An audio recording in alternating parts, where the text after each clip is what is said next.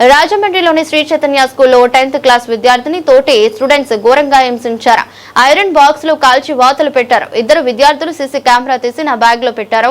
ఆ విషయాన్ని నేను ప్రిన్సిపాల్ కు చెప్పినందుకు ఐరన్ బాక్స్ వాతలు పెట్టారు. ఎవరికైనా చెబితే మళ్లీ కొడతామని బెదిరించారని బాధిత విద్యార్థి వాపోయాడు. దీనిపై డీఈఓ విచారణ జరుపుతున్నారు. నేను రాజమండ్రిలో ఉన్న మోరంపూడి శ్రీ చైతన్య స్కూల్లో చదువుతున్నాను. అక్కడ ఒక లాస్ట్ సండే నేను 10వ తరగతి చదువుతున్నాను. లాస్ట్ సండే నేను బ్యాగ్ కోసం కిందకు వస్తుంటే మా ఫ్రెండ్స్ ఇద్దరు సీసీ కెమెరా తీస్తూ నన్ను ఒకసారి అటు తిరిగి చూడమన్నారు. చూస్తే ఎవరు లేరని చెప్పి లోపల సీసీ కెమెరా పీకేసి నా బ్యాగ్లో పెట్టారు. నా బ్యాగ్లో పెట్టి ఆ రోజంతా నా బ్యాగ్లోనే ఉంది.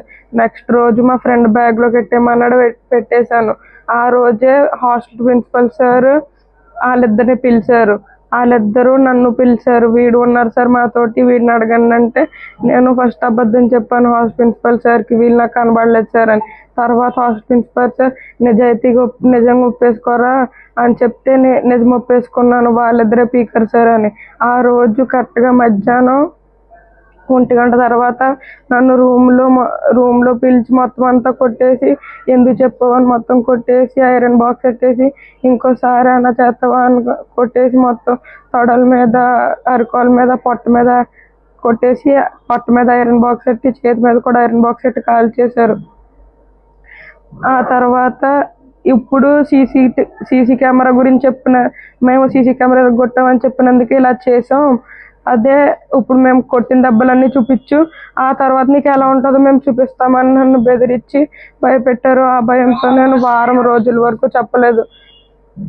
నిన్న మా మదర్ వస్తే చేతులు చూశారు. ఏమైంది అని అడిగితే కాలింది అని చెప్పాను. ముందే హాస్టల్ మేనేజ్మెంట్ చూపించాను. హాట్ వాటర్ కాలింది అని అబద్ధం చెప్పి, దానికి ఒక ఆయింట్మెంట్ ఇస్తే ఆయింట్మెంట్ కూడా నా పొట్ట మీద గాయం మీద రాసుకున్నాను. దానికి ఏ ఆయింట్మెంట్ ఇవ్వలేదు, అది ఎవరికి చూపించలేదు.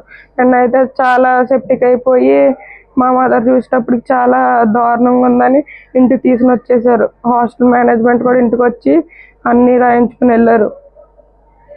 ఇలా జరిగింది.